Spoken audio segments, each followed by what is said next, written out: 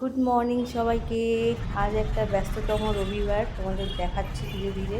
তবে সকালবেলায় আমার গাছের সাথেও তোমাদের আলাপ করাই, তারপরে বাকি কথায় আসবো। এই যে সকাল সকাল মাছ ভাজা হচ্ছে, বাঁধাকপি মাছের মাথা দিয়ে রান্না করব লাঞ্চের জন্য, আর মাটন, আর হচ্ছে যে বাসন্তী পোলাও। তো চটপট রান্নাটাও সেরে নিলাম। তারপরে এই যে ব্রেকফাস্ট, ব্রেড অমলেট। খুব ভালো। খুব ভালো। সকাল দুজনেই ব্রেকফাস্ট করে এনার্জি নিয়ে নিলাম, এরপরে কাজে লাগতে হবে। তো তাই এই যে শুরু হয়ে গেছে কাজ। কিছু ড্রিলিংয়ের কাজ ছিল, বাড়ি ভর্তি ধুলোই ধুলো। বেটুকে আমি সামলাচ্ছিলাম এতক্ষণ, তারপরে আমি আবার রান্নায় গেলাম, তারপরে তখন দেবারুণকে দিয়েছিলাম। তো এই ড্রিলিংয়ের কাজের সময় তো ভয় পাচ্ছে, কান্নাকাটি করছে, আর ধুলো প্রচণ্ড, স্লিপ খাওয়ার চান্স আছে। তো এইগুলোর সময় আমি ওকে ধরেছিলাম। এরপরে রান্না করতে হবে। এদিকে কাজের দিদিও আসেনি, যিনি ঝাড়পোছ করেন। তো এগুলো আজকে সবই আমাদের দায়িত্ব। বাড়িটা যা ধুলো হয়েছিল এতদিনে, সেই জানুয়ারিতে আসার পরে কাজের দিদির হাতেই ছেড়েছিলাম সবটা, কিন্তু দেখলাম যে কোনো কিছু সেরকমভাবে হয়ে ওঠেনি।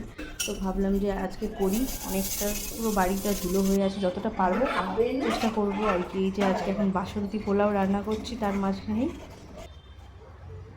বিটু কান্নাকাটি করছে। আজকে খেলাধুলো করতে পারছে না, নিচে নামতে পারছে না, স্নান করতে পারছে না, কারণ পুরো ধুলো হয়ে আছে, আর ঘুম পেয়ে গেছে। তো কোনোভাবে ওকে স্নান করিয়ে ঘুম পাড়িয়ে, এখন বাজে ঘড়িতে 2টো। এখন আমি পুরো ঘরটা ঝাড়ু করে দিয়েছি, আর দেবারুণ মুছে দিচ্ছে মপ দিয়ে। বাজে এখন 2:30 বাজে। এরপরে বাকি সাজানোর কাজ কিছু বাকি আছে, তবে আগে লাঞ্চ করে নেব, আদুকে ঘুম থেকে ওঠাবো তারপর। এই যে এখানে এই শেলফটা লাগানো হয়েছে, এদিকে আসো। এখানে এই শেলফটা লাগানো হয়েছে, এখানে এই শেলফটা লাগানো হয়েছে।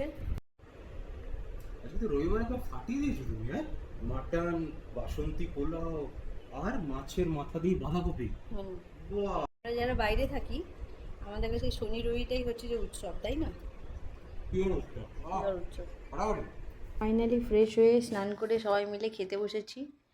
আজকের রান্নার স্বাদই আলাদা, কারণ এত খাটাখাটনি হয়েছে না, রান্নার স্বাদ যেমনই হোক মনে হবে যে সে অমৃতর সমান, কারণ এত খিদে পেয়েছে। এইভাবেই সকাল থেকে দুপুর গড়িয়ে গেল, প্রায় দিন শেষ হবে। তাতে আবার ঘরে যা কিছু শেলফে রাখার সব গোছাবো।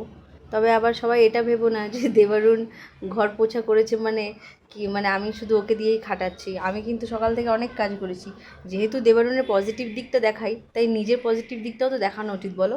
আমি ঝাড়ু করেছি, রান্না করেছি, সংসারটা তো দুজনেরই, তাই দুজনকেই করতে হবে। তাই এটা নিয়ে আবার কেউ ভেবো না যে ও বেশি ভালো, আমি বেশি খারাপ, বা অনেকে আছে না ভাবে যে ও ছেলেকে দিয়ে বা হাজব্যান্ডকে দিয়ে খাটাচ্ছি। সংসারটা দুজনেরই, তাই কম বেশি দুজনকেই সব কিছু করতে হবে। যখন কাজের দিদি আসেনি তো দুজনে হাত লাগাই, দুজনে হাত লাগালে তাড়াতাড়ি হবে, তাই না বলো?